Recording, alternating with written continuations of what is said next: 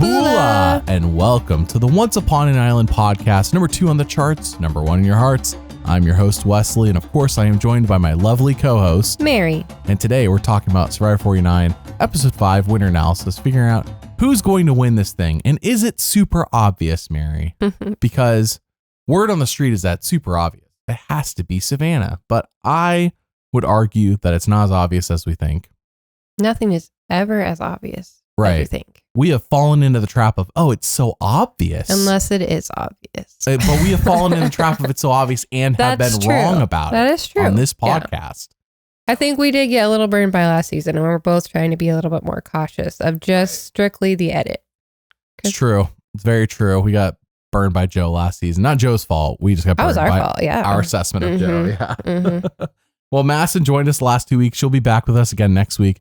Mary's here this week, which, Mary, you haven't been on this podcast in a couple weeks, so we haven't heard from you in a while. I mean, we haven't heard from you since, I think, did the snake bite happen after you? Yeah. I don't even know. I think it was episode 2 was the last one I podcast. Wow, yeah, so you weren't here for snake bite. So, Mary, since you have podcast with us, there has been a tribe swap, and I guess what I learned, Mary, is that next week we're going back to 3 tribes.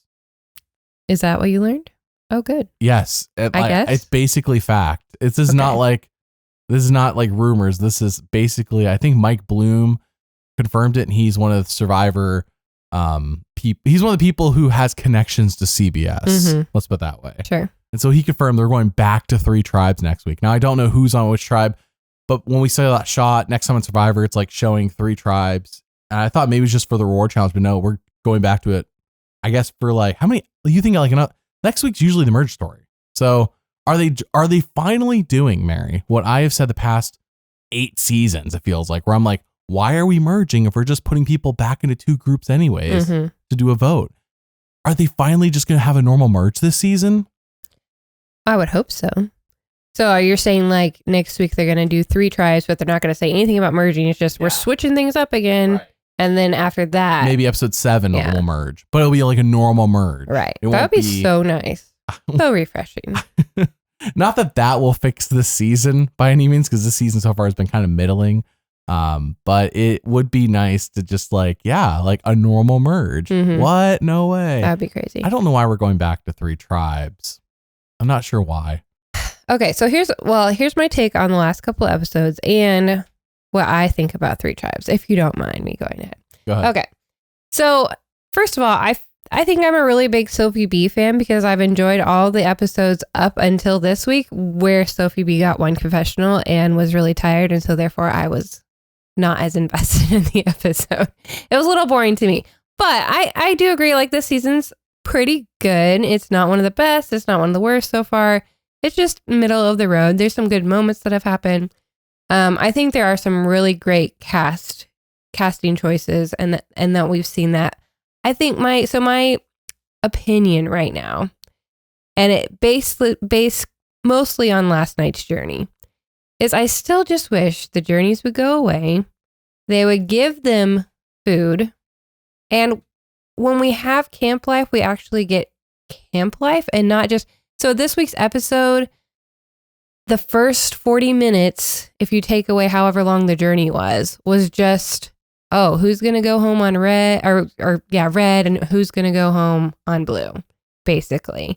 And so then by the time the challenge happens at 40 minutes into the episode and then the challenge is over, it's like, oh, okay, so we know who's probably going home. And that was what the whole episode was about, right. Like, who's going home. And I understand that's obviously the point of the show, but can we not get any other content? But it didn't used to be the point of the show. The show used to be about the journey as well as the destination. Right. And now the show, because it doesn't do themes and we're just in the same location, it's become about the destination more so than anything else. And when everything hinges on that, it can work.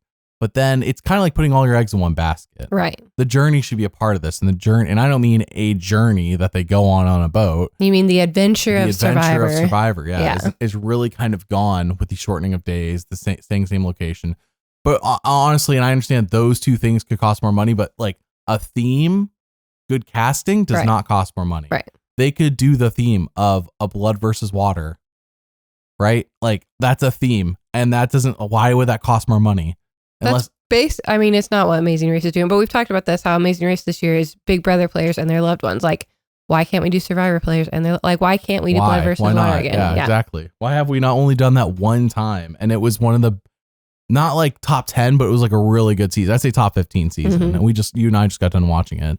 Like, it has its own flaws, but like, what a great season. Now combine that with One World. And it's like, this did not cost us. Right. This was not like, there was no reason. So I just think it's a shame that all the content we're getting right now is all the big strategy stuff that's happening. Like, we have a few tiny little personal moments here and there. But like, where's just these people aren't just, I mean, maybe they are just laying around on the beach sleeping all the time. Like, but there has to be more things happening than just Savannah mad at Jawan, Sage mad at Shannon. Yeah. And that's all the content we get about the tribes, basically. Yeah. So, it's just like, I know there's more, and the detailed focus on the strategy portion alone, to me, feels a little bit like too much. I know you're looking at the wiki right now. What day was Jason voted off, and what day was the person before him voted off, Matt? Jason was voted out day 10. Matt was voted out day 8. So yes, this episode we just watched was over the course of 2 days, and that's the best they could do over 65 minutes. Right. What we watched. And so, also to my point, even though we have technically something happening, the journey we really nothing came about of the journey. It was completely pointless. Yeah, there might be a little bit of strategy because Nate didn't tell the whole thing, right? And MC did. It ended up being a big waste of our time. So it's like it might come about to have some effect in the future. But yes, it was just a waste of time. It should have been both people accomplish this goal, they both get an advantage. Right. And if they don't accomplish it, they both lose their vote. I'm not that I like people losing their vote, but like there should have been a reward and a punishment, right.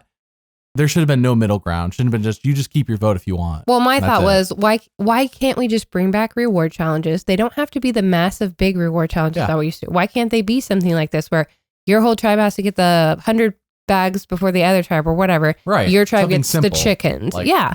And that way, like, we see the tribes get to interact with each other. We see there's more content happening than just, these two people talk. Even that journey we saw a few episodes ago where it was like, it's funny that 2 of the 3 people are irrelevant. Alex, Jake, and Matt. Was it Alex, Jake, and Matt? Yeah. Play the basketball? No, it was Jawan, Jake, sorry. and Matt. It was Jawan. It was Jawan, Jake, and Matt. I thought Alex was there. Jawan, Jake, and Matt, and they all did that journey, but like the ultimate goal of that journey was to get your tribe an advance or like a disadvantage for another tribe. Like that was a good journey because it was basically a small reward challenge, whereas this was just nonsense. This journey was pointless. There was why are we watching this? So yeah, I guess it was just a little bit of a disappointing episode for me because of we knew who was going to go home and that's what happened. Oh, and so if we do go down to 3 tribes or go to 3 tribes, I would be fine because then at least we have some variety. We have to at least check in with every 3 camps. You know how ridiculous it is to have an hour-and-a-half episode and still have several people, not 7, but several, have 0 confessionals episodes. I can't believe you're rooting for us to go back to 3 tribes when we were just championing going down to 2. Who's the we? We? Maybe I thought you and I. Both on the same page about this. No, Am I going crazy? No, I'm sure I've said that in the past because I agreed with your reasoning. But after seeing, all we see is either Savannah and maybe Rizo on red or Shannon on blue. And that's like all the content. If they go back to 3, at least maybe we have some more content. Counterpoint, if we stay at 2 tribes next week and we don't go to 3, we have 2 somewhat interesting stories in both tribes because one tribe no longer has yellow people to eliminate if they go to tribal. They have to eliminate a red. Is it going to be Jawan? It's going to be Jawan if that happens. Right. Is it that simple? It's that simple. Be, and it could be. And the other tribe, we have Sage versus Shannon. So we go down to 3 tribes. Are Sage and Shannon on the same tribe? You know, like, are we setting this up for nothing? Or do we go to the merge and like that's when it happens? I don't know. But I guess it could be as simple as Jawan goes. How crazy it is that like we saw Jason last night, like just basically sitting on his hands. Yeah. Basically sitting on his hands, just letting it happen. Like, why aren't you trying to do anything? I think actually that's really good gameplay by Savannah and Jawan, like mainly Savannah, because they made him feel comfortable. Savannah is so good at making people feel comfortable. And we can talk about that when we get to her. But I think Jason just Well, Jason, Like Savannah had basically tell him what to do, and then he's like, yes, I will do that. yes, we saw him last week when they first merged together, we're changed tribes. We saw him tell everyone outright, oh, hey guys, like I'm really strong with my old tribe. That's not what you say. Like, that's not a good strategy move. I know. And then now that he's like the reality setting in of, oh, wait, then he has to be told, like you said, Savannah had to tell him what to do. And then he has to go and like try and do it kind of. Here's the thing. Jason and MC were both alternates for people who apparently were pre-gaming and causing chaos pre-game. Now, they should have followed the rules, no doubt about it. But I kind of wonder what the season would be if Jason and MC weren't here and we had those two original people. The chaos makers. They were literally willing to go against what Survivor wanted and break the rules pre-game. And while I am not for people breaking the rules because it does cause an unfair advantage potentially, I do wonder had they kept their mouth shut and actually made it on the show. I don't even know who they are, but what would this season have been with two people willing to do that? Mm-hmm. Like instead we got like Jason MC, who to me feel super safe. Right. And that's why they were alternates, I bet, because they were just super safe. Like these are super safe people. Something happens, we know that they're going to be just fine. And that's it. Just fine. That's the season so far. Just fine. Right. The only moment was a snake. The snake is the highlight of 49 oh my God. when it latched onto Jake. Not bit, latched onto. That's the only highlight this season. That's a highlight for you? That's the only thing that's happened this season worth talking about is the snake latching onto Jake. Everything else has been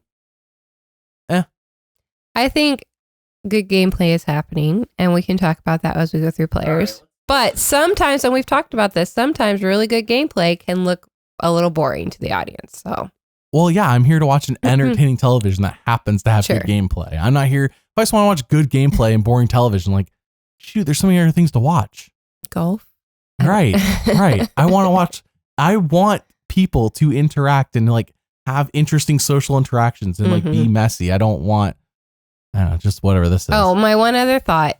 Sorry, this is going on forever. But when Jeff revealed the chickens at the reward challenge, I turned to you and said, does anyone even have the guts to kill a chicken on either of these tribes? Yeah. And so that being a thing was kind of funny. But I think that, again, goes back to casting. Would you have killed the chickens, Mary? I would have killed the chickens, yes. I could. How would you have killed the chickens? You wring their neck. You take them by the head. You swing them around in circles. That's until JT the head, style. Or that is. Well, he just took him by the head and he just spun the body until the head came off. Or that way, yes. Mary lived on a farm.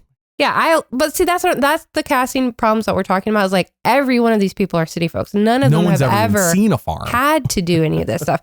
Versus seasons past, we always have at least that one or two country bumpkin, and that would have been nice to see. Like, still have the city people grossed out by it or whatever. It was fun to see two city folk trying to do it, and they did it and they succeeded. Yeah. So cool, good for them. But like, where's our diverse casting? Props to Alex and Steven for manning up and doing it. Yes. And not like they could have been sitting on the beach with the rest of the ladies, all pretending that the Titanic is sinking with how they're holding each other. And instead they just manned up and they did it. Yeah. Like I give them credit. Like no matter what they said, no matter how like, they're not very manly, like they did it. They did. And I'll give them credit. Yeah. Like good for them for actually doing it. Yeah. Whereas these 5 ladies are down the beach, like holding each other and like, it's like a little like prayer circle. Like literally Shannon prayed to the chickens at one point. So, okay, let's get into this. The chart in the top right-hand corner, that is the confessional count, shows you how many times people have talked to the camera in every episode. While the number is not as important as the quality, the number is somewhat important, and we will talk about that. Our rankings are down in the description below, and we're going to go alphabetically through each player with a special movie review at the end. So, Mary, who is our first player? Our first player is Alex. Alex had 3 confessionals this week with a total of 34, and he has the second most confessionals so far this season.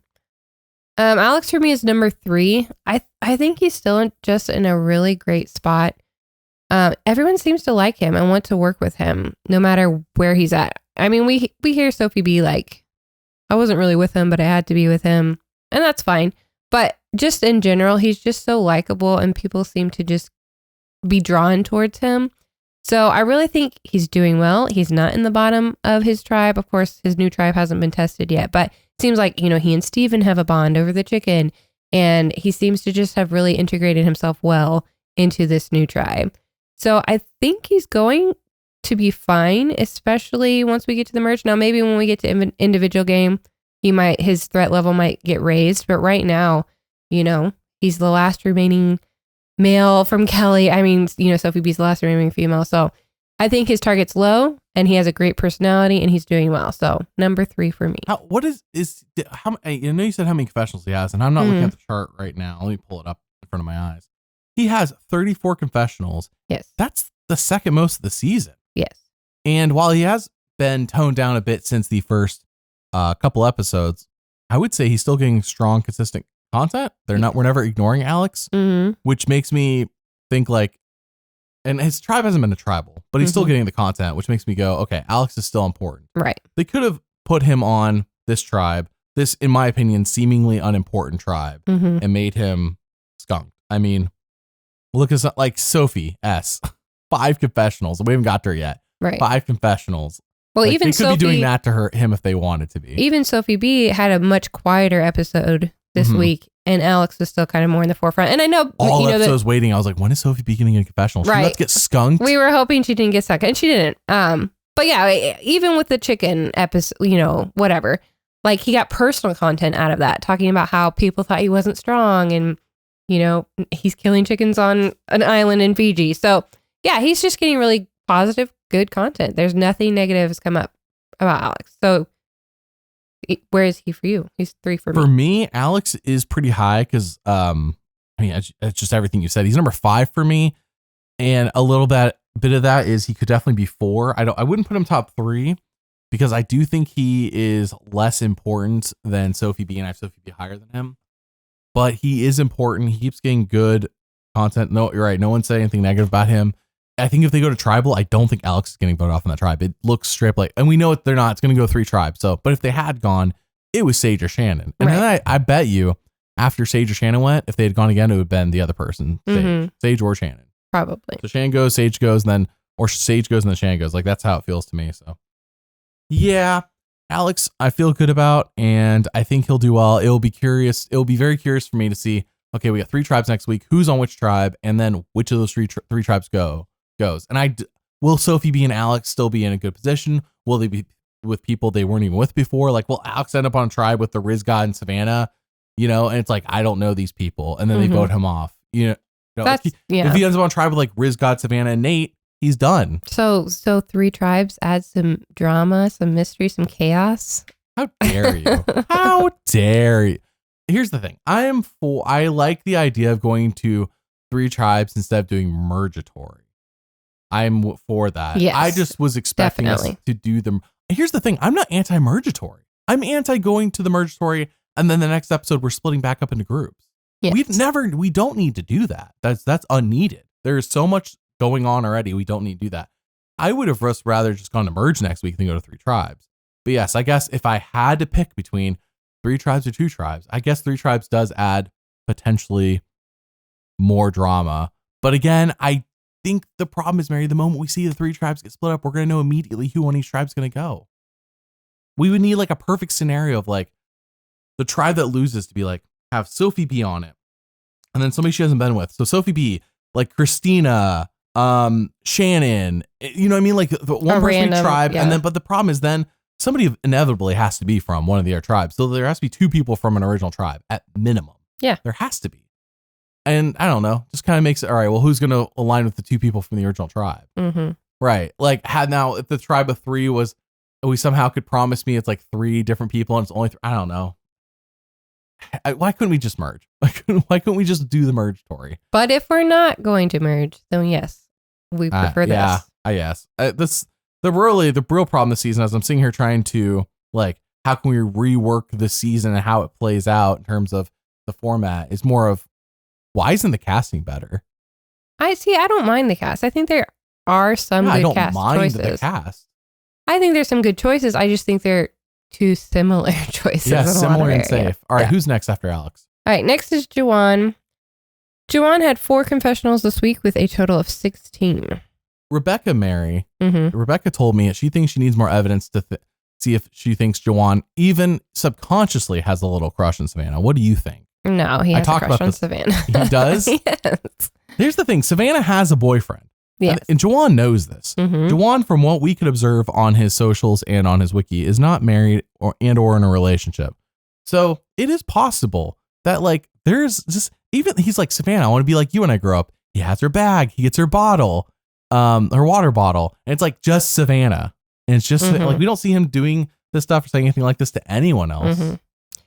And all we get though in response to these things happening is Savannah's point of view of her being angry. And so you as an audience member, when you're watching that as it happens, are not thinking, I wonder what Jawan's thinking. Because we get a thing from Jawan. It's a very brief like, oh, it was an accident.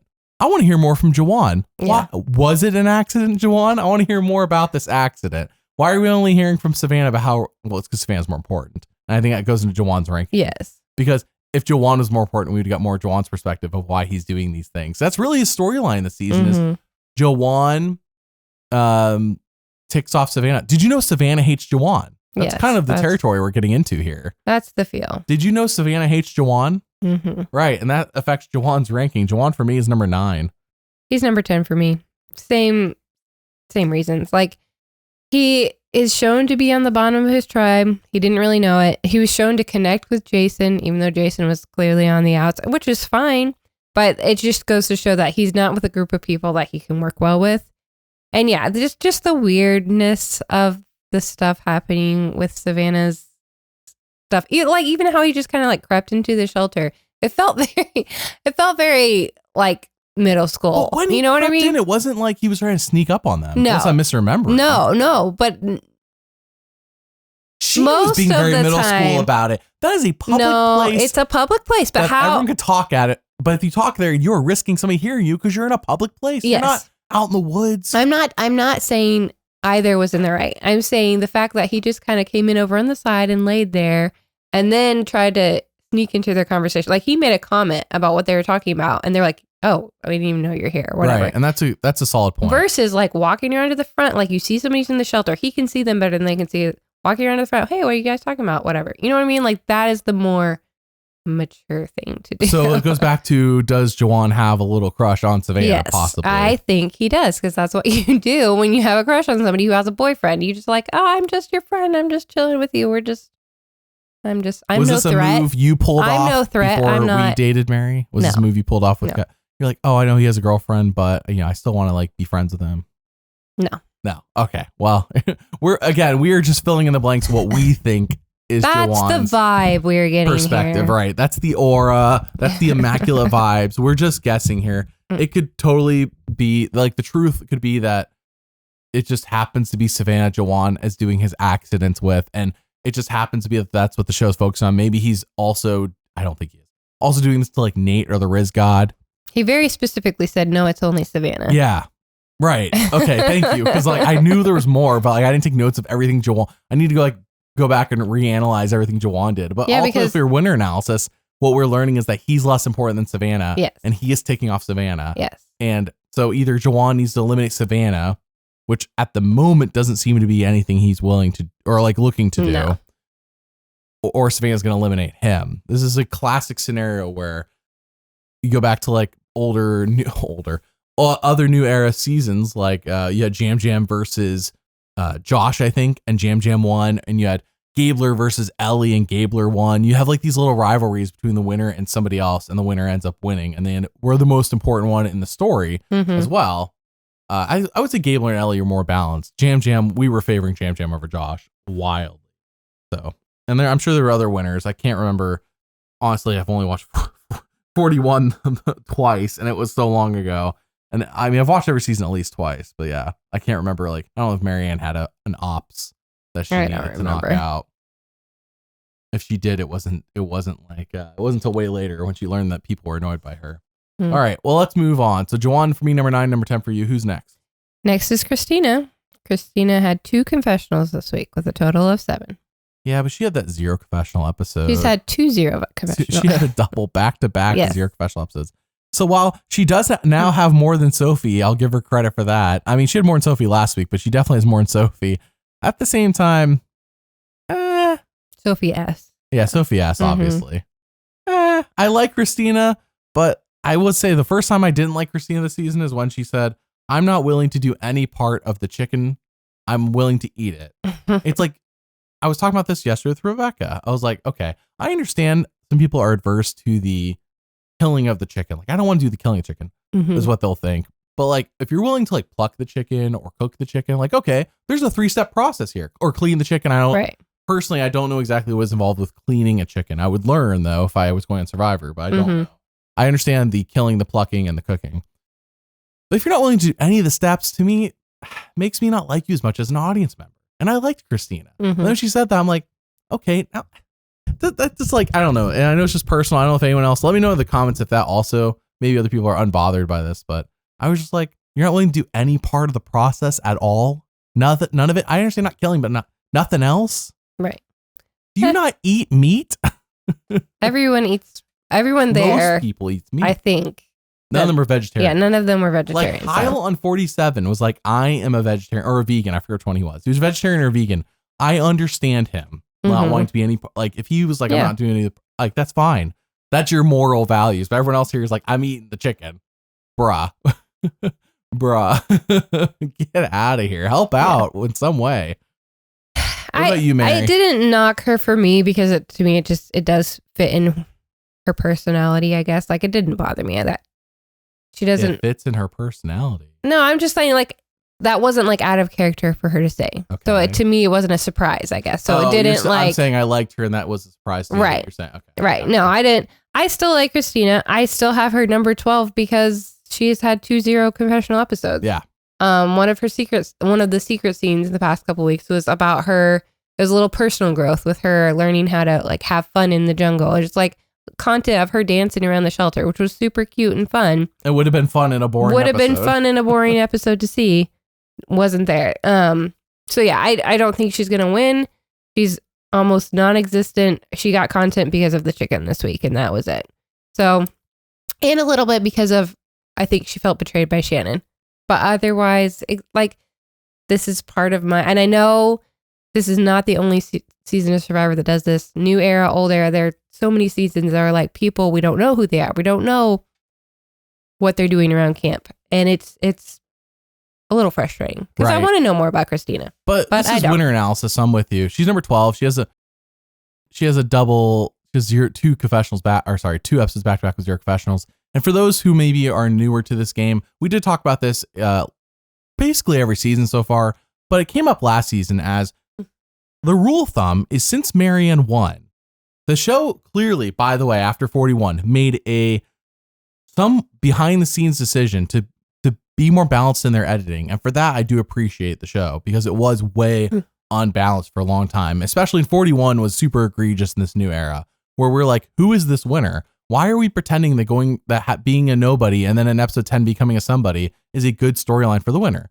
So since then, they've been more even. Not that it's been even, but more even. So since 42, the rule of thumb has been if you're the winner, you get at least one confessional an episode. You never get skunked. Marianne, Gabler, Jam, Dee, Kenzie, Rachel, and Kyle all fulfilled this. Last season, we were like, maybe they're going to break it because they've been breaking other trends we talked about that we thought were important that were ended up being not important as the new era progressed, like the Matt chat and having a sob story, for example. Well, last season, we were like, Joe got a 0 confessional episode, but it was like the episode where like him and Eva are crying. And it was the one that Survivor ends up like re-airing on television that week and it gets nominated for an Oscar or Emmy, whatever. I think Emmys is television. So for an Emmy, and it's like all this stuff. And I'm like, okay, I don't think this 0 confessional episode counts. This is a very Joe-centric episode in spite of it. And so you and I ran with that and we were wrong. It was Kyle. It was Kyle the whole time because Kyle fit. I mean, even though Kyle was a bit repetitive in the storyline in terms of like Kyle and Camilla, like I think I counted like 30 something times they mentioned Kyle and Camilla being a secret alliance. Yes. Like just that alone, nothing else, just that was like 30 plus times. As you can see in a story video. Anyways, what we're saying is last season we screwed up by thinking it didn't, the 0 confessional, no, doesn't matter. It does, and we need to stick to it. So even if Savannah, even if the Rizgod gets a 0 confessional episode, I have to hold to that because until they break it, like there's just too much of a track record. Right. And then Kristina, unfortunately, had it back to back, and that to me just says, oh, for sure, Kristina's not winning. Yep, Number 12 for me. Number 12 for me. All right, who's next? Next is MC. MC had 7 confessionals with a total of 15. And they gave her a chance last night to have that on the journey. the mostly pointless journey to have like a little like, I used to be bullied for my muscular build. Mm-hmm. Yeah, so she got personal content this week. I think she moved up for me because she had a really strong episode. Obviously has really good connections, even in her new tribe. I mean, her new tribe's mainly all her old tribe, but staying strong, I guess is what I'm saying. Her alliance is staying strong. She seemed to have a good connection with Nate on the journey, which was fun to see. Do you think her move of like going along with him with the sandbags was the right move or not? Because I kind of thought it was the wrong move, but at the same time, she was so tired. Going along with the sandbags was the right move. I think they had a good idea of like, okay, no matter what, let's at least keep our votes. Like that is a positive move. However, her falling for Nate's trick of the hourglass running out, like you have eyes. Well, that one, yes. The second part of that, I think that was her fault. Clearly, but at that point, you're so tired, dehydrated, all that stuff. I get it. I guess I was talking about. We would be out in the sand on the beach and be like, "Oh my gosh, yes, is massively different between that and the shade." But here's the thing: that idol advantage, whatever it was out in the shade. That's where they were looking. So she came back out in the sun, like, Nate, shut up! I'm going back in the shade and looking. Shut up, Nate. That's what she probably should have done. Yes, but just at the beginning, like saying, "Yeah, let's get all the sandbags done and then go look for it." I think it was smart social move, obviously. But ends up being smarter by Nate. He ends up tricking her on what it should have not been a trick. Right. It should have not been a trick. But anyways, I think MC, again, personal content, positive content, shown to be work well with people, smart socially. Oh, I forgot to mention this during Jawan's segment. The smartest move of last night's episode was when Jawan rigs the rock draw so Nate goes. He rigs it so Nate goes and basically potentially saves his entire tribe because also, why didn't Jason play the shot in the dark? Come on now, Jason. Like, get real. Anyways, that's what I mean, like safe alternates. So, because of Jason gone on that journey, MC 1000% lets Jason get the advantage. They both go look for it, and she lets him have it.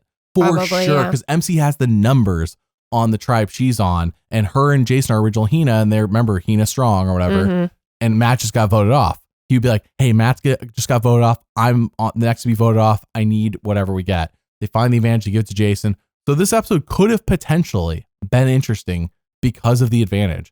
But because Jawan rigged the rock draw, because Jawan played smart survivor. That's true. That made the episode more boring. That was a really good move. It was a good move by Jawan, but that moment did define whether this episode was going to be interesting or not.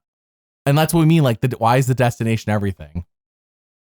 It is. It just is. Who are we talking about again? MC? I like MC. We're talking about MC. I like MC. She's got personal content. She's number 5 for me.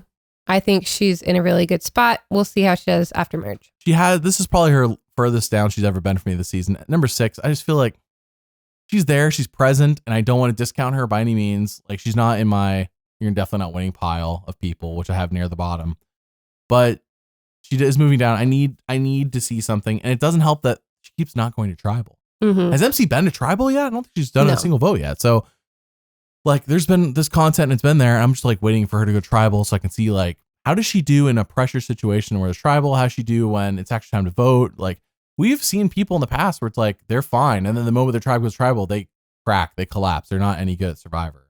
Turns out it was all just a facade the moment the pressure gets put on. So I don't know if that's going to be the case by any means, but some of these people have still not been tribal. We're going in episode 6, and it's potential. Remember, only a third of the remaining cast is going to go tribal if they're doing 3 tribes. And it's like, at what point do you go to tribal? At what point? All right. So MC at number 6 for me, number 5 for you. Who's next? Next is Nate. Nate had 7 confessionals as well this week and has a total of 17. I like Nate. I do too. He's number 4 for me. His obviously tight alliance with Savannah is super good. They work really well together. And I think they're both on the same page, and they both have such completely different strategies and personalities. I really see them both going far. I loved what he did on the beach this week as far as like quote unquote tricking MC. Very weak trick, but it worked. It worked. Success. But like he's thinking, he's constantly thinking, even when he's tired and worn out, he's like, oh, what's the best possible outcome here? And how could I achieve that? Versus I do love MC. I do think she's great, but she wasn't thinking of that extra step ahead.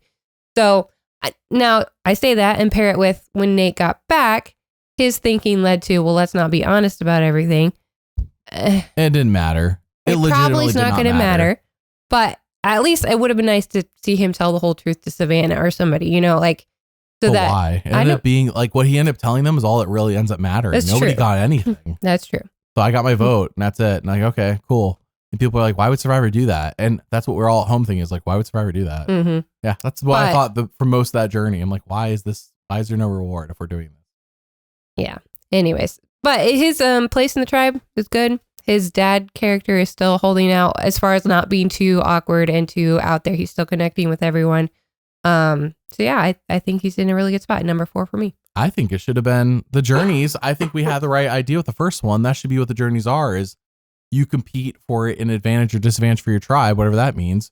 Or, and of course you can opt out. I don't remember exactly. It's been a while. Jawan, there was no negative to Jawan doing what he did, but I think he had an option to opt out of it, if I recall. He didn't have to take the tribe disadvantage. He could have picked something for himself. Like it gave a way out. Yes, there was a personal advantage and a tribe advantage. Right. I like that choice. That was a good choice. We figured it out in the first journey. Let's do that. Every season has had 4 journeys so far. We got 2 more this season in theory. The other 2, let's let them be something good. Let's let them be something good and not absolutely pointless like this one. This is the definition of like why we don't like journeys. This one. Who we talking about again? Nate. I like Nate. I think Nate's in a good spot. I think Nate, Mary, is a person who wins 49 and then doesn't play 50 because he has a real job to get back to. Yeah. He doesn't need to be on the beach for another 26 days listening to people talk about mukbangs and cinema when he actually works in cinema. Right. Right. He has a job to get back to. Like Nate ain't playing on 50. Nate's too busy. He took out time for this and he's got to get back to work. That's Nate. And I wish we had more people on Survivor who has a job and is like, I need to get back to work when I'm done here. And isn't like, I'm sitting in my house, Uber eating everything in my apartment in upscale New York, whatever, you know, like I want more people who, and I'm not saying Nate's salt of the earth by any means. He is above the line for those who work in film. You know what that means. He's making money, but at the same time, he's not, he just comes across as like a real dude to me. And I like Nate. And if he wins, I'd be like, good for Nate. I kind of get why he didn't come back and why they put Savannah on next season, because Savannah's way more, I mean, she's got that villainous. We're talking about Savannah when we get to her, but like, I could see how they'd be like, well, Nate's fine, but like, we like Savannah more. Yeah. Right. Also, Nate, like, I'm not doing that. I've got stuff to do. Yeah. I don't know if Nate would say that or not. I could definitely see that. And that's why I'm saying, like, it's not as clear as day as we think with, is it Savannah? And that's just it's just that. Is it just that because Savannah was on the, Savannah's on a tribe where there's no other winners? Is it that obvious? I don't think that's it. I guess we'll find out. Well, Nate for me is number 4. Yes, also 4 for me. All right, who's next? Next is Rizzo. Rizzo has 2 confessionals this week with a total of 24. Let's try that again. Who is next? It's not Rizzo. Rizzo is next. Stop it. What's his real name? That's his real name. It's the Rizgod, baby. That's not what his parents named him. Are we doing the coach thing? Like, that's not your name. That's not your birth name. It's Benjamin. Rizzo has a hidden immunity idol also. Yes, would you like to talk about him since I'm going to butcher his name apparently? Well, Mary has ranked Rizgod really low, which I find very unfortunate. Rizgod for me is number 2. He is on 50. I do like him. I think he's in a good spot. He's with Savannah. He's kind of in that Nate spot of like, he has the numbers. Nobody's gunning for him. He's with Savannah, who's a main character. He's also a main character. I mean, look at his number of confessionals. How many again? 24. He's the only one in the 20s. Right. So he's not in the 30s, but he's not in the 10s. He's definitely not single digit like a couple of There's only 3 people in the 30s. Yeah. Rizgod, he gets the goofy character stuff. It does make me think that if he wins, he's going to be like, not a Fabio level winner, but definitely an interesting winner. Definitely, I would say very representative of the new era casting if Rizgod wins. That would be a good representation of the casting. The only thing that throws me off is the knowledge that we do know he's on a tribe with a winner on 50. Why would they put 2 winners on a tribe on 50? Yeah. And unfortunately, Survivor made that choice. And when they made that choice, they had to know everyone's going to find out. We find out the tribe divisions for like newbie seasons. I don't even care who's on each tribe in the newbie seasons. Mm-hmm. When we, so if they knew it happens on those seasons, they knew it was going to happen for this one. The Survivor made the choice they did. Now they're playing 4D chess. They put 2 winners on tribe because screw it, we can do whatever we want. We did it on Game Changers, we can do it here. Or it really is like Rizgod doesn't win. That's why he's on tribe with a winner, 50. But I do like Rizgod. And while if I didn't know he's on 50, I'd probably have him ranked a couple spots lower. I don't care. He's number 2. Come at me. Yeah, he's number 7 for me. I like the kid. I just feel like he's not going to win. Did you not see Next Week on Survivor? I did. Did you not see him explain mukbangs? I did. I never watched a mukbang and I don't desire to. Do you know what they are, Mary? I do now, thanks to Rizzo. There's more to it than that, Mary. I mean, I People know. Will sit at a table with I know what they are. I didn't know the $200 name. worth of food and eat it all. And I'm like, ridiculous. You better be bulimic or something. Like, you better be puking all this back up because that is going straight to your thighs. Anyways. Straight to the hips, straight to the belly. Goes to everybody differently. So yes, Rizgod for me is number 2. I like Rizgod. I think he's in a good spot, and I don't think he's going anywhere. Him and Savannah are guaranteed to make the merge. Yeah, they might even make the final 2, but he's not, or final 3 or final 4, whatever. I don't think if they said they make finale, I'd believe you for sure. He will make finale, I believe. I don't think he'll win. I hope he wins. All right, who's next? Next is Sage. Sage had 7 confessionals this week with a total of 14. Sage, who's in a current face-off with Shannon. Mm-hmm. Boss battle. Sage had a really good episode this week. I do think that they have played her down so far. Like, she has been shown as on the outs. Down Sage? As far as she's been on the outs, she's the little puppy dog. She doesn't know what's going on. Like, in this episode, I feel like, Sage does know what's going on. Yeah, Sage is smart. She is playing strategy. You're supposed to be playing down her strategic skills. I think, because up until this episode, I would have thought similar to Shannon is like, what is Sage even doing right now, basically? Right. Because I didn't know that because Sage had no reason to reveal Rizgod had an idol. No, that was so smart. Like, I thought that was yes. Okay, so let's talk about it. Explain. Sage wants to take out Shannon, obviously, because Shannon is gunning for her. Okay. This is the only piece of information that she has. That's so short-term thinking, though. Well, when you're trying to just make it through the next vote, like that, you have to. But they weren't even going to tribal. It's not like they were going to tribal and then she dropped this information. But she's already on the outs in her other tribe as well. She truly needs to be a flipper. That's actually a solid point. She wasn't the outs in her tribe. She knew tribe. she was on the bottom of the other tribe. She knew she didn't connect with anybody there. You're right. I think here she is actually making some genuine connections with people. She wants to work with them. So yeah, this is smart for her. If she wants to turn on old Uli and do this, I think it's smart. I think this is what she needed to do. She proves to them that she can be loyal. She gives them the information they don't have. She's telling them all the truth about Shannon. Like, she's being real and Shannon's clearly being very fake. So I thought what we see in the show, and like what Sage is saying is that Shannon's playing things up for people. Well, even we're getting like good observations from Sage. Yes. Yeah. That's what I'm saying. Like, Sage was shown to be super smart, and we would even cut to a confessional of Shannon, which I know we'll talk about in a minute. Shannon saying, "Oh yeah, Sage, I'll just tell her anything she wants to hear." Cut to Sage saying, "Shannon tells anybody anything they want to hear." You know what? Like, it's like clearly Sage knows what's going on, and Shannon kind of in this rivalry between this rivalry. Because prior to this, we were not thinking Sage was. No, prior to this, Shannon was like good at the game, way up there for both of us. But yeah, I don't think Sage is gonna win. I don't think she's struggling right now. I like what she's doing because she's in between a rock and a hard place, clearly, and she's fighting. You know, she's the opposite of what Jason was doing, even though she didn't have to fight as hard because they won. But still, she's doing what she can do to make sure she survives, and I think it's good play by her. So she is still 8th for me because she is clearly probably on the outs in this new tribe. She's on the outs in the old tribe. She is a little bit strange. You just have to be the kind of person that can connect with her. But I think that's just the hand she was dealt, I guess is what I'm saying with this cast. So I don't see her winning. But I think it was a pretty good episode for her. She's number 8 for me, and it's probably about the highest of the people who I don't think are going to win are going to be, because same. She, like, if she was winning, I feel like they would have, and while she's never been skunked, that's what we mean. Like, the number is kind of important. I can't write her off completely, but the content of her confessionals so far, the quality of her confessionals has been very low throughout the first 5 episodes. Up until this week, it was like, Sage can't take her seriously. Right. This week, I'm kind of taking her seriously, but it's only because she's against Shannon. Let's say Sage wins this battle and Shannon goes, which is, I think, is what we're being set up for. If Shannon wins, it'd be kind of disappointing how the story's playing it out. So if Shannon goes, what's next for Sage? I think Sage just ends up going back to her being a side character, being goofy. And like, this is her only thing all season is her versus Shannon. So like, I don't know when it will resolve. I don't know if maybe they both make it super far and she finally gets her, gets Shannon out, but it doesn't seem like that. But at the same time, we're going to 3 tribes next week. So all this setup they better be on the same tribe, I guess.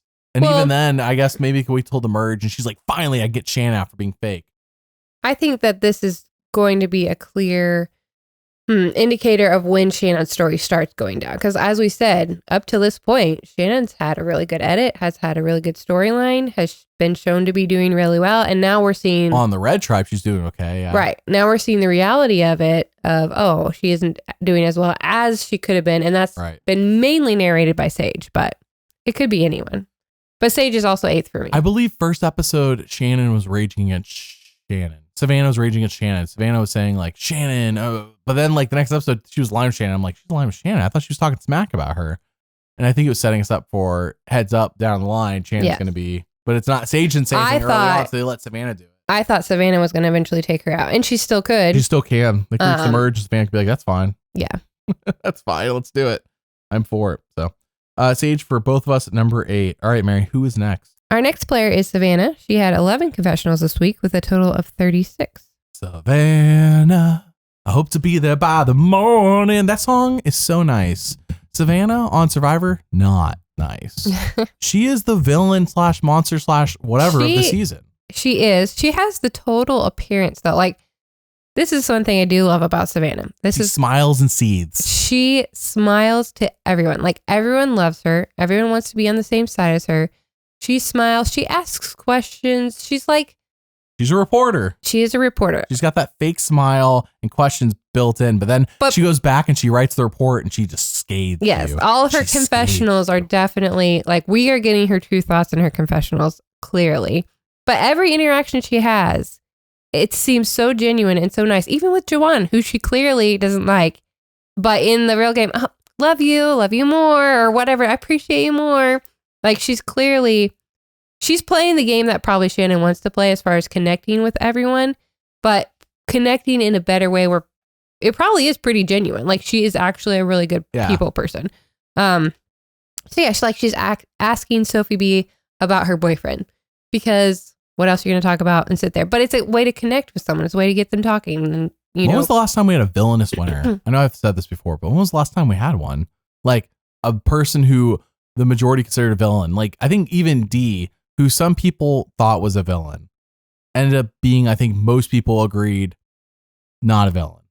But like, even when I made my story video about her, I ended up going, she's not a villain.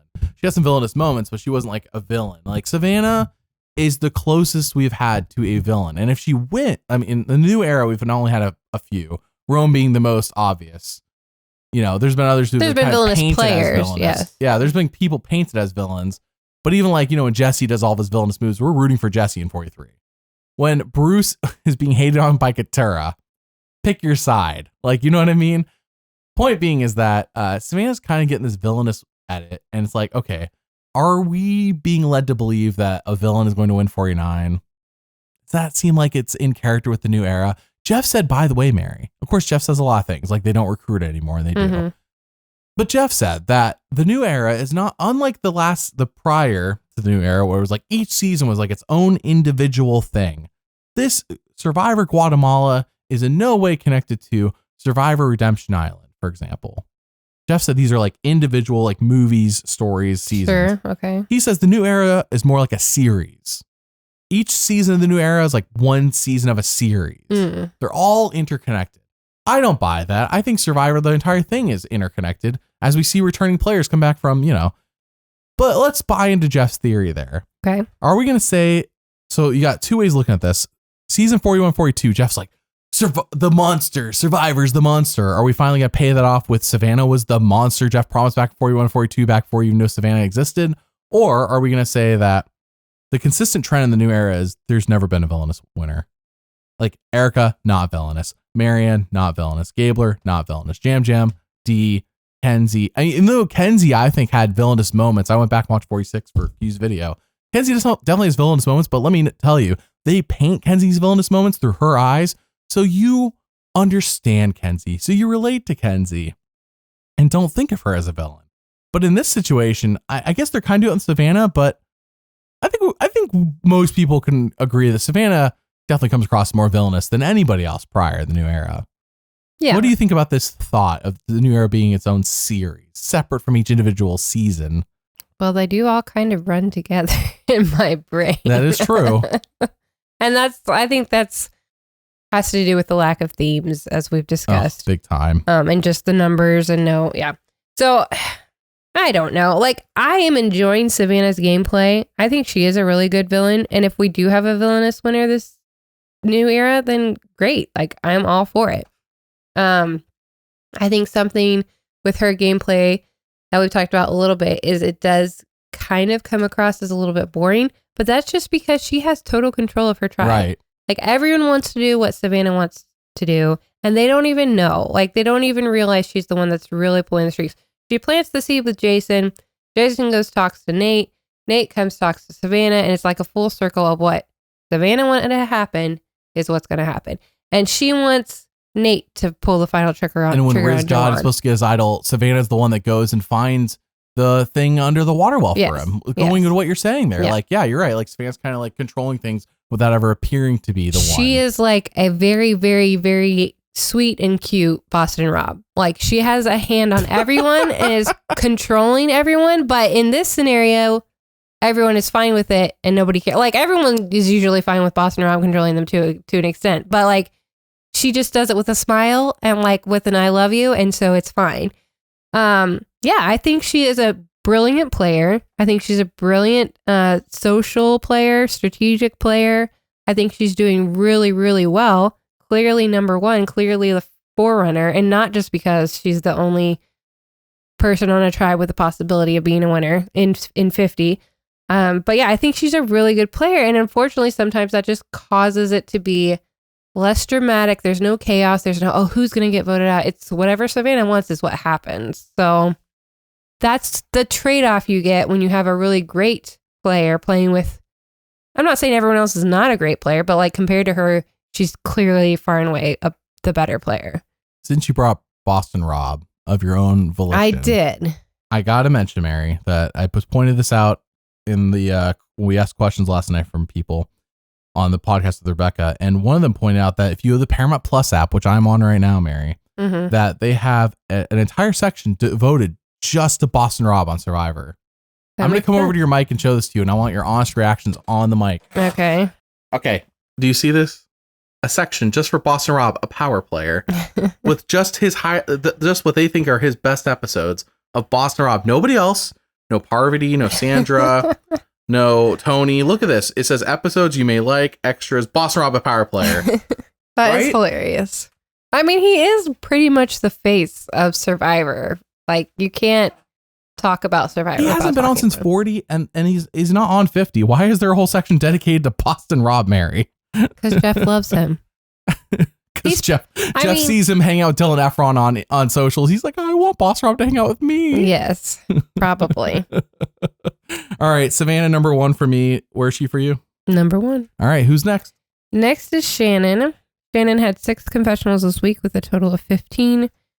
As we discussed, Shannon dropped for me this week down to number 9 just because of how much negative content she got. It was crazy. Like, Steven, who seemed to be aligned with her, MC, even Kristina, who was like so bonding with her last episode about their moms, was like, oh yeah, I think she is playing too hard. Yeah, and the group thing has led to Shannon being being buried. So I think this is a really good example of the differences between Shannon and Savannah's game. They're both trying to do the same thing as far as connecting with people on their level and like on what they want to talk about. But Savannah just does it better. Savannah seems more genuine. Shannon's, I don't think actually maybe Shannon's been busted. Yeah, she's been busted. Yeah. So she dropped to number 9 for me. She's been called very pushy too by people, or very controlling in the conversations. Right. Like she inserts what she wants to say. Yeah. And, basically tries to control the conversations, which you're talking about Savannah. She does that a lot more subtly. By asking questions. Because when you ask a question, it seems like you're interested in what the other person has to say, not just putting your own opinion. Them when you put certain words in that question. Whereas Right, exactly. Okay, well, Shannon for me is number 10. It looks like to me she's going to be the loser of the Sage versus Shannon battle unless something drastic happens that I don't expect, which I would be for, by the way. I am for things I do not expect that are drastic happening on Survivor. Just want to throw that out there just in case I can put it out there. Just, I don't like a thing. I think we all want Survivor drastic things happen. I don't want the episode to open up with Jason's like, I'm scared and in trouble. And I'm like, oh no, Jason's gone this episode. Yeah. I don't want to start the episode already like figuring it out like 2 seconds in. I want something drastic and unexpected to happen. Where's Q when we need him? So you want Savannah to be voted off? That would be amazing. Could you imagine Savannah and Rizgod? I don't know if that makes for a better season, but at least it would make for an exciting episode. It would be interesting. It would be a very wild episode for the fan base. I don't know if it overall make the season better, but it'd make for a wild episode. Shannon, number 10 for me. Number 9 for me. Yeah, just terrible spot. And I just can't foresee her. I don't know. Again, we don't know how the tribes are like next week, but if for some reason her and Sage are on a tribe together, and they go to tribal, like she's done. Right. Well, I'm putting votes on her in fantasy for sure. Yes. We talked about this a bit in previous episodes that even when she was getting quote unquote positive content, there was still a little bit of the, oh, Savannah thinks she's weird, or a little bit of the quirky music along with it. So praying to the chickens. Right. So you can get high off. Even Jesus got high off of God. Like what? All of us, Mary, yesterday were like, what? You, me, Rebecca Mass, and all of us like almost in sync. What? What does that even mean? That's not in the Bible. Show me in the Bible where in the Bible says that. Here's my thoughts on this briefly. As Christians, it has been a struggle to watch. Now, I do appreciate her love of like finding out new things. You see this a lot of time, especially with people who are spiritual. They try to like figure out all the information from lots of different religions, lots of different things. Which is what she's doing. Right. Yeah. And unfortunately, as she said one time, I think she was talking to MC, I found Jesus on my own. I did this on my own kind of thing. And so she's taking her past knowledge and kind of interpreting scripture or what she knows about the Bible through that versus actually just maybe reading the Bible itself or finding somebody who is knowledgeable about the Bible to help her because it's difficult to understand everything. But anyway, so that's my thoughts. It's just like she kind of knows a little bit and is talking like she knows a lot and therefore doesn't look very smart to people who may know more. Right. Yeah. Is all I was going to say. Basically, anytime she talks about Christianity on the show, we cringe. Yeah, a little bit. It really do. It really is really bad. So, all right, let's move on. Who's after Shannon? Next is Sophi B. Sophi B had one confessional this week with a total of 30, though. Very quiet episode for her, but I did learn her boyfriend works on Mondays. And for that, I will never forget and she didn't know what day of the week was, which is fair. She's like, is it Wednesday or Thursday? It's like it's Monday. It's Monday. That kind of reminds me of the Jawan moment where she's like, all financial people are sociopaths. And Jawan's like laughing. She's like, no, I'm serious. He's like, what? It was so funny. I still have Sophi B ranked very highly. Obviously, if she was skunked, she would have had to fall down in the rankings for me. Thankfully, she did get the one episode or one confessional this week. And she still gets a little bit of content as far as they're like, no, we would never vote Sophi. If it's not Jason, it's Jawan. And Sophie's like, are you sure, guys? And yes. Yeah. You know, she's with us. She's loyal. She had nothing to do this week. Yeah. But yeah, she didn't really have anything to do except vote for Jason. So it's still not... Like, you still don't want maybe that. If we have another week of a one confessional this week, that would be killer. Well, yeah, if it was 0, she'd be done. Yeah. If she has another one confessional week, I'd be tempted to lower her as well. Just because, like, that's not, you don't want that to be a trend. If we make the merge and she has a one confessional episode, I'll agree with you. But, like, I can't knock her when their tribe didn't even go to tribal. And honestly, like, what was there to do? What was there to do? Did go to tribal. Sorry. Oh, that's a good point. I'm tripping, dude. You're right. Her tribe did go to tribal. She only got one confessional. Yeah, it's just the one a week though, and it's not a 0. And no, it's not a 0. Like it's the end of the world. She's still in the 30s. Like she's one of the 3 people that has 30 confessionals. So Sophie S has 5 in comparison to Sophi B. Sophi B has how many again? Sophi B has 30 total. So Sophi S has 25 less than Sophi B. Okay. Yes, exactly. That's why somebody said that they think that, I'm sure lots of people are saying this, they're cutting down on Sophie S so you don't get confused because Sophi B is more important. No, they're cutting down Sophie S because she's not doing production one. Possibly. Oh, can I throw that out there? Yeah. Well, we're about to talk to her about her next, so let's just wait. All right. I think Sophi B does have that cute. I'm a lost puppy dog. I was on the losing tribe. Please don't vote me out. She's going to make it to the merge. She's not going to be a physical threat in individual challenges. Now, if she makes an endurance challenge, she might. We don't know. We haven't seen her quite yet. Sorry. We don't know maybe what all of her physical capabilities are going to be in the individual challenges. Sure. I just don't perceive her as being one of the big physical threats.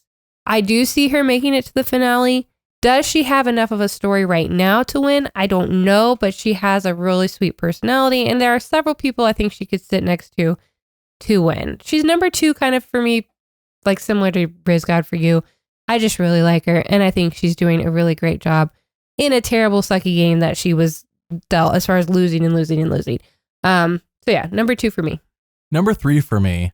I do like Sophi B on the show. I think she, as we talked about, she's been a main character this week. She took a little backseat, but honestly, like, what did she have to contribute? If she had done something and they cut it out of the show, I'd be upset, but it didn't seem like anything happened. And it's like, why don't we get Sophi B's perspective on this? Like, really, it was straightforward. Jason was going. She napped and she talked about how tired she was of going to tribal. As somebody said in my comments, Mary, don't go Jason Waterfalls. Oh my goodness. Yeah, that was a pretty good one. That's a pretty good one. Sophi B, number 3 for me. All right, who's next? Sophie S. All right, so Sophie S. 5 confessionals, whatever. Right. I got one yesterday. Sophie S. Mary. I want to point out that when they won the fruit, we didn't see them eat the fruit. There was no follow-ups. Was Sophie S. correct? She was. The show ain't gonna tell you. She probably was like, "Oh my goodness, this fruit is no." If she had been positive, it would have shown it.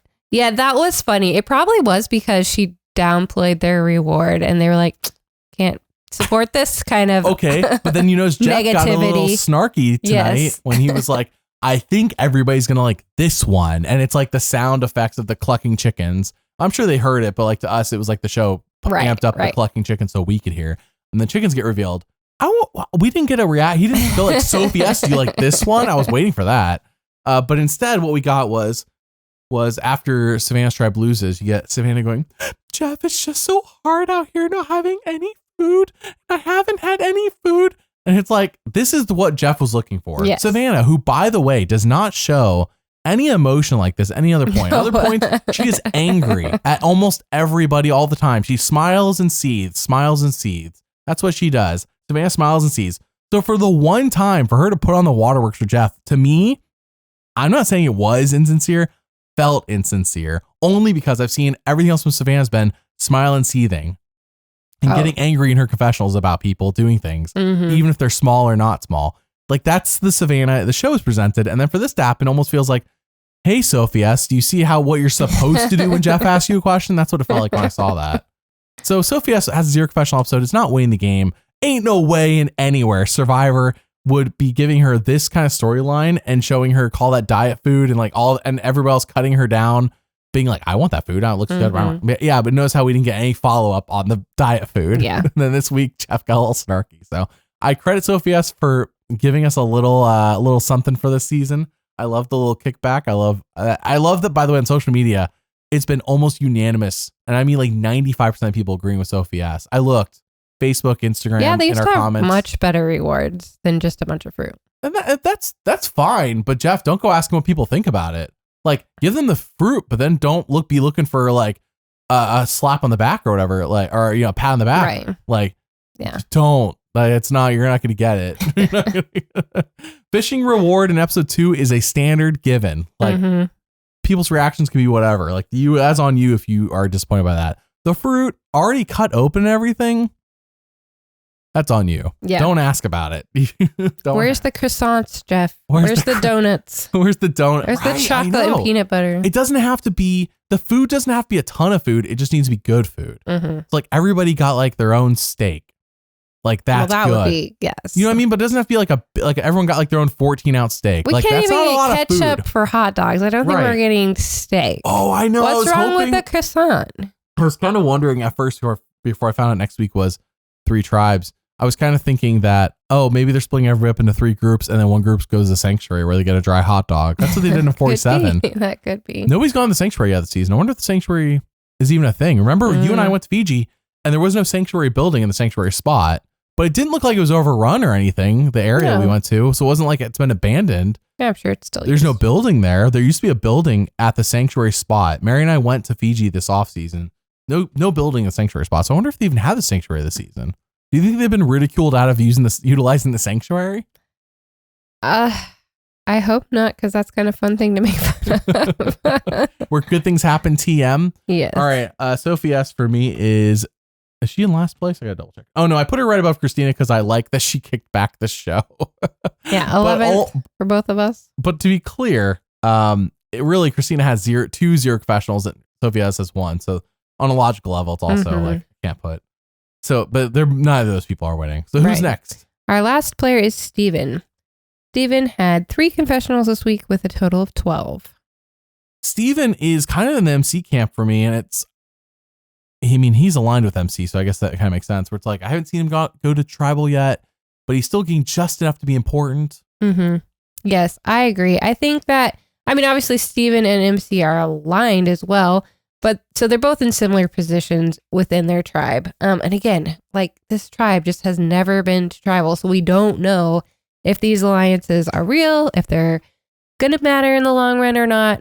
So that could be why we are getting such mid content for Steven and MC. But they do seem to be more of the leaders of their tribe. Steven killed a chicken. MC went on the journey. And no one really kicked back. It was like MC said, I'm going to go. And we're like, okay, yep, go. So they seem to be, I guess what I'm saying is respected in their tribe. No one was against the MC going. They seem to know what's going on in the tribe. They were the ones that came together and started talking about Shannon. And then we have Sage kind of coming in, confirming they're already suspicious about Shannon's behavior. So he's right in the middle for me. He's number 6. He could go up or down. Right. It's just been so neutral content. He hasn't been in tribal yet. Right. He did get a little bit of personal content, I guess, over the chicken. But other than that, we don't know much about him. He's number 7 to me, and I'll give him props as well. Like I give to Alex, good for you for manning up or whatever you want to call it. And some people might not like the phrase manning up, but in this case, manning up and killing the chicken and plucking the chicken and cleaning chicken and cooking the chicken. Good for you. Good for him and Alex. And for me, that made me want to root for them a little bit more. And everybody else who did not participate in that did not help them. Mm-hmm. I think it was Shannon, Sage, Kristina. I'm sorry naming everybody. Was it Sophie S? Sophie S, unfortunately. Yes. Yeah. Sophie S doesn't want diet food, but they're not willing to put in the work on the real food. You know what I mean? Come on, Sophie S. Maybe she did and we didn't see it. I don't know. No, come on now. We saw it. Steven, though, I do like him, but I'm with you. It's kind of I don't really know too much about Steven. And again, he hasn't been skunked, so maybe we have time to learn about Steven later. Mm-hmm. But at the same time, I feel like who's going to win the season? I feel like we would have learned a little bit more. But maybe it's just overlooking him like we overlooked Kyle. Right. I think that he's still definitely in a good spot. He's never been skunked. We always hear something from him. He does have a little bit of strategic content. So it's nothing bad. So you never, we've talked about, sometimes you don't want too much content in the beginning because then it does mean an earlier boot out so we know who the person is. Yeah, sometimes people get over. Yeah. I don't think that's his case. I think he definitely makes the merge. I think he's really good with people and he's in a good spot. So we shall see, but still definitely middle. Nothing great, nothing terrible. All right. Well, that's all of our rankings for this week. So let's move on to the section of the podcast that we normally do with Rebecca, but Mary, I had to do it with you because the movie we're reviewing this week is Sense and Sensibility, the 1995 version, not the terrible Netflix version, which I have now watched twice, and I think it's okay. It's not my cup of tea because it's not my genre. So Mary, this is really a film you love a lot. And so I wanted you to talk about it because not every movie is made for everybody. And I'm sure I've picked movies in the past weeks that have only been for people who have similar taste to mine in film. But Mary, this is more your speed. So Mary, tell everyone about Sense and Sensibility. That's true. It is more my speed. I do love this movie. This one with Emma Thompson and Kate Winslet. It won an Oscar. So it's not it's a good film, apparently. It's apparently not my speed. Not your speed. It's definitely one of those vibes. It's like a vibe. You put it on and there's the slow music, the beautiful English countryside, the period costumes. I love it. One thing I really love about this one is that you almost have 2 main characters. The main character is Emma Thompson, who's Eleanor, but her sister Marianne is secondary in almost everything. And it's really kind of a study of how these 2 completely opposite characters handle life and love and loss and all the things. So you have the sense, which is Eleanor, who's logical and practical, and the sensibility, who's the romantic and emotional. I always connected more with Eleanor's character, but by the end of it, they both learn something. You know, Eleanor learns it's okay to be emotional and to share those emotions and basically share life with people. And Marianne learns it's okay to be a little bit more reserved and to understand that sometimes emotions can take you places you don't want to go. So I love it. Two sisters that are completely opposite that learn about life together and truly love each other. It was very similar to experiences I had growing up, which was great. And it is just like a calm, chill, good film. I do like Alan Rickman in this movie. Alan Rickman obviously. is good. Yeah. But I really like Hugh Grant. And Hugh Grant, I know you said it when you watched it. Both times I watched the movie, I'm like, this movie needs more Hugh Grant. And you're like, no, that's true to the story that Jane Austen wrote. Mm-hmm. Hugh Grant's character is not in this story a lot. He's only in it for the amount of time you see. And I'm like, yeah. But like, this is a movie adaptation. There could have been more Hugh Grant. So highlight for me is definitely Hugh Grant in this movie. I think everyone, actors nail their roles. When it comes to Jane Austen novels, it's just not really my speed. I do like Pride and Prejudice though with Keira Knightley. Pride and Prejudice is a definitely different, obviously director and editor. It's a little bit more fast paced. Like it's very, I don't want to say choppy because it flows really well, but it's definitely a fast paced film. And since it's disability, like they will hang on shots, specifically uncomfortable conversations where it's just silent and the camera doesn't move. There's no panning. And it's kind of to enhance that uncomfortableness that's happening. You don't see anything like that in Pride and Prejudice. It's beautiful. It's fun. It's quick. So yeah, it's definitely, even if you really like Pride and Prejudice, you could not like Sense and Sensibility. I recommend the 2005 both. Pride and Prejudice movie. The 1995 Sense and Sensibility is definitely more for a certain type of audience. And you are that type of audience that enjoys this film. It's true. If you want to watch this movie, we purchased it because Mary already loved the film. However, if you don't want to purchase it, you just want to watch it, there's nowhere it seems like you can watch for free unless you just get it from your library. So if you're looking to stream it somewhere, you can rent it on YouTube, Amazon Prime, Apple TV, it looks like. But yes, there's unfortunately nowhere to stream it for free. So if you have a DVD player or something like that, an Xbox, PlayStation, whatever, you can get it from the library and watch it. But yeah, it's definitely a movie I think is worth watching once for somebody like me, but for somebody like you, Mary, you would watch it again. Of course. Yeah. Yeah. All right. Well, that is it for this week. And next week, it'll be Madison again. We'll see y'all next time. Bye.